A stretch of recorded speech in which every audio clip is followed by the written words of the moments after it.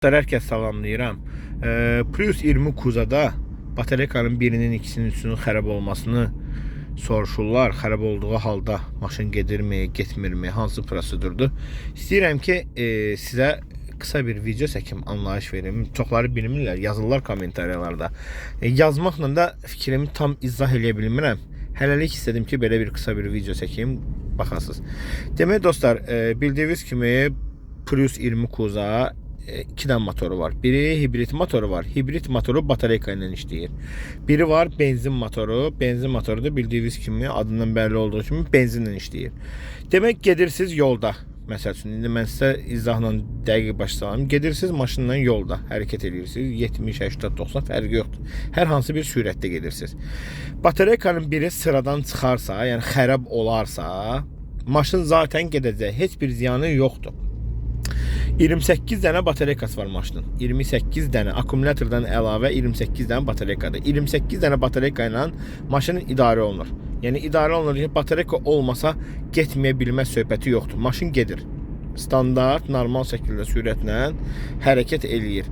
Sadəcə olaraq 28 dənə batareyka onu idarə eləyir. Yolda biri xərab olsa, maşın getdiyi yerdə heç bir ziyanı yoxdur. Biri, ikisi, üçü fərqi yoxdur. Avtomatik olaraq biri, ikisi, üçü xərab olduğu halda maşın hibriddən daha az istifadə olunacaq. Nətər? Məsələn, indi sürətlə gedirsiniz 5 ilə.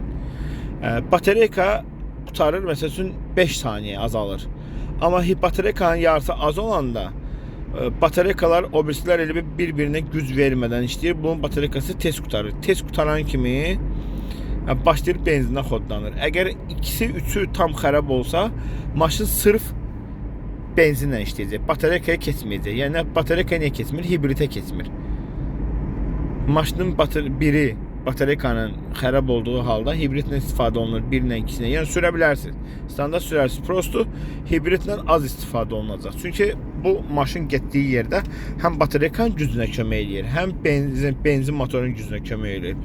Benzin kömək eləyir, batareyka tez qutarır. Qutaran kimi elə bir azalır da. Çünki biri var ki 28 dənə batareykanın gücünə, biri var ki 5 dənə batareykanın gücünə.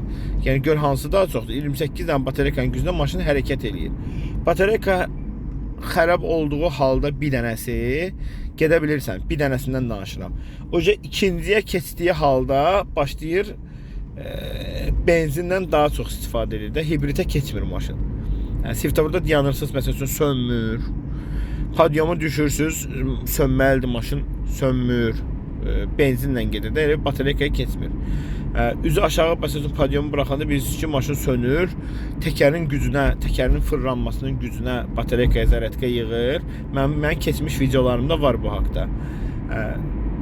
Bir izləyicim də tez-tez yazır bu haqda sual. Ona görə çoxsuz fikir qərara gəldim ki, bu videonu çəkim. Yəni batareykanın biri, ikisi, üçü, beşi xərab olduğu halda onsuz da maşın gedəcək. Sadəcə olaraq hibrit olmayacaq. Standart bildiyimiz dədə-babada bu Çeşka, Jiguli 06, nə bilim, hibrit olmayan maşınlar nətər zamokda xoddu qalır, xoddu vəziyyətdə. Həmin vəziyyətdə qalacaq. Bu da sırf motorla işləyəcək. Ekonomiyadan da çıxacaq. Sırf benzin motorla işləyəcək. Yəni heç bir qorxusu yoxdur. Çox-çox yazırlar mənə, çox-çox soruşurlar ki, bəs xərab oldu ya filan şey nə olacaq? Açıq izahlanmasını verdim. Batareyka ilə sürməyəcəksiniz. Maşın hibritə keçməyəcək. Sadəcə olaraq yalnız sadəcə benzin motorla işləyəcək. Elə bu qədər. Nə qədər də çalışın ki, istəmirsinizsə batareyka xərab olsun. Batareykanın xərab olmağı nədəndir? Çox hibritə meylləndirir. Yəni yavaş sürürsünüz, daima qoy benzin getməsin, batareykadan geçsin. O batareykadan istifadə olunursa biraz ömrü azalır. Yəni istifadə olunur da, istərsiniz 13 ilin, 15 ilin, 17 ilin maşınlarıdır. 2005'ten bura batareyka dəyişilməyibsə standartdır. Bir də ki, onu da deyim ki, çoxları düşünür ki, bunun batareykası hər gün batareyka xərab olur. Hər gün batareyka xərab olmur. Məsələn, mən bu Prius'u yanvar ayının 26-sından, 27-sindən, yanvarın 30-sundan da belə deyə almışam, sürəm.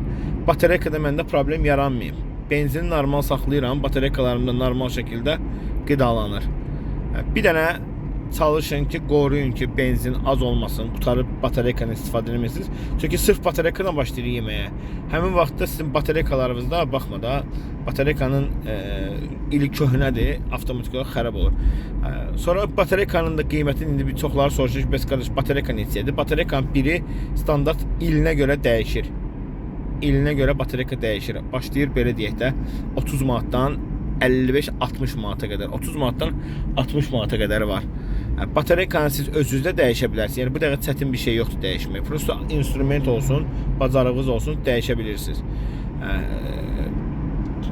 Əgər usta dəyişdiyi halda usta dəyişirsə, o da hardasa sizə deyim ki, 50-40 manat arası olacaq. Yəni ondan ucuz olmayacaq. Ay bəlkə 10 manat verim də. Çünki 20 kuzada əməli başlı iş gedir. C kuzada, Aguada zadda rahatdır. Arxa sidenkanı çıxartdın, 4-5 dənə şuruf var, söktün, düzəltdin. Amma bunlarda elədir ki, bütün arxa paneli sökülür. İndi bu siz nətəri? Bu ilk dəfə bu 20 kuza yaranıb. Bu Japonlar bunu icad edəndə hələ belə şeyləri təkmilləşdirməyiblər də, fikirləşiblər ki, qoy belə eləyək, görək. İnşallah ki dostlar, batareykanın təmizlənməsi, batareykaların necə dəyişmək lazım, dəyişirlər. Onlar haqqında da videolar çəkəcəm inşallah. Siz də baxıb maariflənərsiniz. Bugünlük bu qədər dostlar. Sağ olun, salamat qalın. Videolarımı like edin.